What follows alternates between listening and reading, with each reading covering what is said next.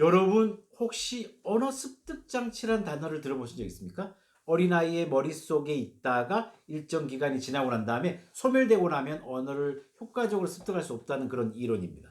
저는 이 이론에 동의할 수 없습니다. 왜 제가 그렇게 이야기하는지 여러분이 이 영상을 처음부터 끝까지 하나도 빼놓지 않고 꼼꼼하게 보시면 이해가 되시리라 확신합니다. 다 보시고 난 다음에 나름대로 타당하다 이렇게 생각하시면 좋아요와 구독을 눌러주시고 보다 더 많은 정보를 위해서 알람 설정까지 해주시면 대단히 감사하겠습니다. 여러분 안녕하십니까? 네, 가슨쌤입니다.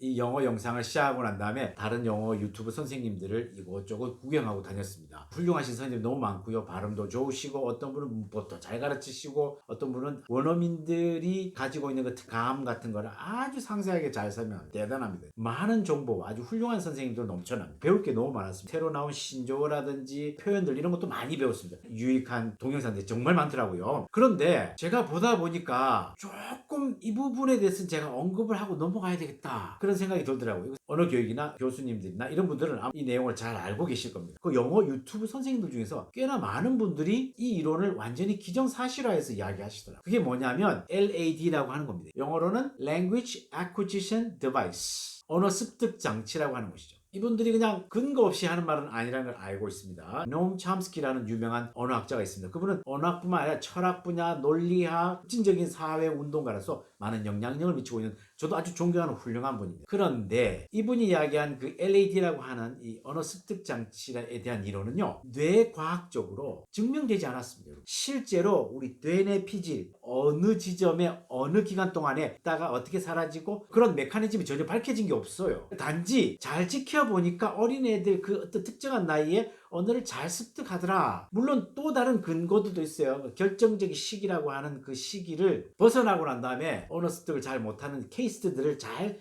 조목조목 이야기해서 예로 들어서 우리에게 설명하고 있습니다. 나름대로 타당합니다. 여러 가지 영어적 예문을 들어서 우리에게 설명해 주고 있습니다. 굉장히 그럴듯합니다. 그런데 지금 우리는 뇌에 대해서 많이 알지 못합니다. 인간의 뇌가 굉장히 능력이 무한하다는 사실을 우리가 알고 있지만 완전하게 밝혀내지 못했습니다. 언어학적으로도요, 단어의 어떤 품사적으로 각자 다른 파일이 있는 것 같기도 하고, 그것이 종합된 데이터로 따로따로 저장된 것이 아니라 분리되어 있던 데이터들이 어느 순간 불러내는 뭔가 프로토콜이 있어서 조합을 해서 우리에게 언어적으로 전달한다. 이런 사실까지는 밝혀냈지만 실제로 그게 어떤 식으로 되는지 어느 지점인지 정확하게 어떤 메커니즘으로 이루어지는지 정확하게 우리가 알 수가 없어요. 이 Language Acquisition Device의 이론에 보면 10세 전후로 해서 이 기능이 굉장히 활성화되었다가 12, 13세 정도 되면 이게 퇴화를 시작하고 15세가 넘어가면 완전히 소멸되어서 언어를 습득하는데 여러 가지 어려움이 있게 된다. 이런 이론입니다. 이론이고 학설일 뿐입니다. 행동 언어학자들 뭔가를 해가지고 언어를 뱉어낼 수 있다. 인풋이 있어야지 아웃풋이 나온다. 이렇게 했던 행동주의 언어학자들이 굉장히 충격적이었죠. 그걸 기정사실화해서 이야기하는 것은 조금 곤란하다고 생각합니다.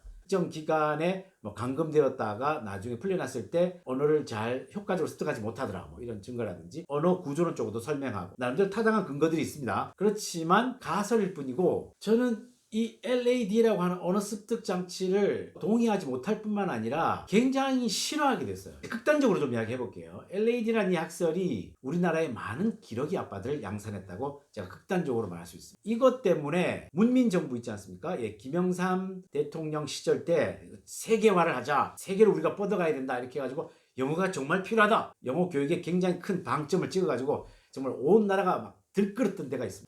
어린 나이에 영어 공부를 제대로 시키지 않으면 영어는 제대로 습득할 수 없다, 이런 붐이 일었어요. 이제 콜리기 애들을 주로 이제 엄마가 따라가는 케이스가 많았고요. 아빠는 여기서 열심히 돈 벌어가지고 붙이고, 엄마는 이제 오랫동안 애 뒷바라지 하다가 어느 순간에 엄마하고 애기는 오지 않고 아빠랑 소원해지고 이런 일이 사실 많았습니다. 그래서 1990년대 초반에 이 붐이 막 일어가지고 난리가 아니었어요. 그러다가 우리나라가 IMF를 맞이합니다. 1997년도죠. 그래서 엉망이 되죠. 제가 그 당시에 미국에 공부를 하고 있었거든요. 저는 집에서 돈을 받지 않고 혼자서 그냥 이렇게 저렇게 그냥 꾸려가고 장학금을 받지 않으면 학교를 그만둬야 되는 그런 상황으로 버티고 있는 학생이라서 실제로 환율에 별로 영향을 받지 않았어요.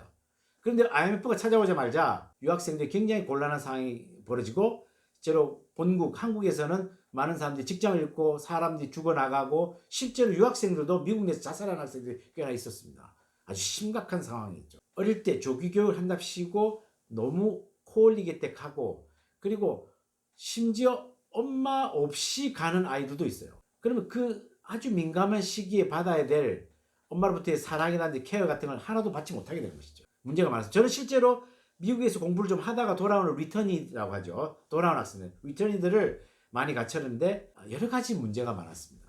단순히 영어 공부 문제가 아닙니다. 여러분. 우리나라를 한때 진짜 망쳐놓은 이론 중에 하나가 이것이 뒷받침이 돼서 사람들을 많이 영미권으로 내몰았습니다. 노엄 첨스키 그분을 비판하는 내용이 아닙니다. 절대 오해하시지 마십시오. 언어 습득 장치라는 이론은 상당히 매력적인 이론이고 나름대로 타당하고 근거도 좀 있습니다. 그러나 과학적으로 검증되지 않았다는 것입니다. 저는 오히려 요즘에 더욱더 부각되고 있는 사회언어학자들의 이론을 굉장히 중요시 여깁니다. 뭐냐? 그 나이 또래, 어린 나이 또래에 언어를 잘 습득할 수밖에 없는 후천적인 소셜 컨텍스트라고 하는 어떤 사회적 환경이나 그 맥락이 있습니다. 그 안에 뭔가 답이 있다고 봅니다. 아이들이 그 나이 또래는 사회적으로 자기가 주도적으로 어떤 환경을 조성할 수 있는 나이가 아닙니다. 무조건 난타당해야 돼요. 이 아이들이 언어를 최대한으로 빨리 습득할 수 있도록 자기의 온 에너지를 쏟아붓게 하는 결정적인 원인이 뭐냐? 바로 peer pressure. peer 하면 동년배죠. 같은 나이 또래 아이들로부터 받는 pressure, peer pressure. 중압감입니다. 이 나이 또래 애들은 같은 나이 또래 애들로부터 따돌림을 당하거나 그들과 하나가 되지 못하고 거기에 소속감을 가지 못하면 굉장히 힘들어하기 때문에 그들 속에 들어가기 위해서 가장 중요한 열쇠가 되는 언어를 목숨 걸고 공부하는 것이죠. 굉장한 집중력이 일어나고 몰입하게 됩니다. 오히려 한 노엄 첨스키라는 학자가 이야기한 언어 습득 장치가 사라질 때쯤에 15세부터 그 위로 16, 17, 18, 19, 20대 초반까지 오히려 이때 중고등학교를 다니거나 그리고 학부 과정까지 열심히 다닌 학생들, 그때는 공부를 해서 학점을 내고 실제로 또래와 긴밀한 유대도 형성해야 되고 연애도 하고 사랑도 싹 트고 이런 나이랍니다. 그러면 오히려 언어가 더 폭발적으로 늘어날 수 있습니다. 그리고 훨씬 그 전에 어린 나이에 모국어 교육이 어느 정도 잘 된 상황에서 청소년기 시점 약간 나이 든 상황에서 가더라도 그때가 오히려 양쪽 다 언어를 더 잘 구사할 수 있는 오히려 더 효과적인 그런 환경이 조성된다는 것이죠. 그리고 실제로 그런 사람들이 굉장히 많습니다. 그래서 결정적 시기를 약간 지났지만 중고등학교나 대학교까지 공부를 열심히 하고 많은 노출을 받은 학생들, total immersion이라고 하죠. 완전한 몰입학습을 한 학생들이 실제로 두 가지 언어, 즉 모국어와 제2 언어를 아주 기가 막히게 바이링구스트가 되는 것이죠. 실제로 그런 사례가 너무 많습니다, 사실. 그러니까 어릴 때 이제 쭉 살아버리면 우리 한국에서 배울 수 있는 문화적인 것 이런 것들 실제로 녹아나는 그런 것은 놓치게 되는 것이죠.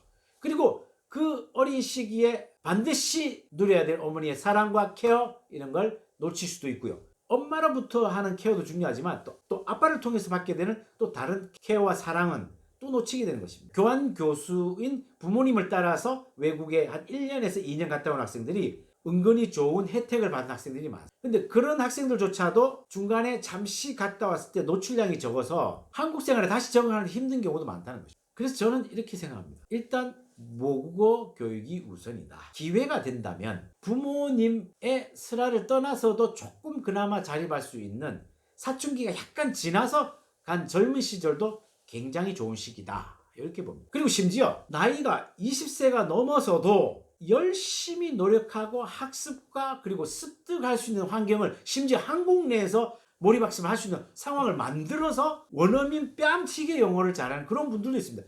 유명한 통치사들 중에 그런 분들 굉장히 많습니다, 사실은. 그런 걸 보더라도 언어 습득 장치를 무조건 신봉해야 되는가? 중요한 건 환경이고 어떤 공부고 어떤 습득의 환경과 어떤 개념으로 공부하고 어떤 상태로 습득하는가 이런 것들이 중요한 것입니다. 여러분이 이제 그걸 깨치고 나면 내가 나이가 들었지만 어느 정도 수준까지 내가 어떤 과정을 거쳐서 어떤 환경 안에서 어떻게 몰입학습을 하면 외국에 가지 않아도 상당한 수준까지 영어를 잘할 수 있다. 이런 자신감을 가지셔야 돼요. 너무 어린 나이에 영어에 노출시킨답시고 훌쩍 외국에 가면 문제가 많습니다. 그것의 병폐는 모국어 교육이 흔들리고요. 그리고 두 번째는 어떤 문화 속에서 녹아나는 여러 가지 인성교육. 오히려 결정적 시기 전후로 해서 청소년 시절에 가는 건 오히려 더 효과적이라고 저는 봅니다. 사회언어학자들이 이야기하는 것처럼.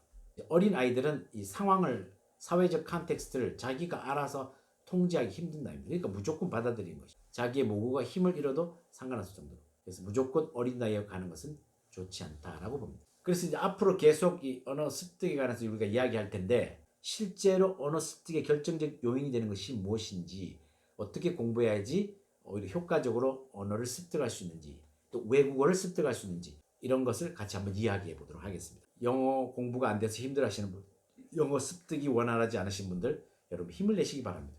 나이는 나름 문제가 되긴 하지만 그렇다고 그게 결정적으로 여러분의 언어를 못하게 하는 결정적인 요인은 절대 아닙니다.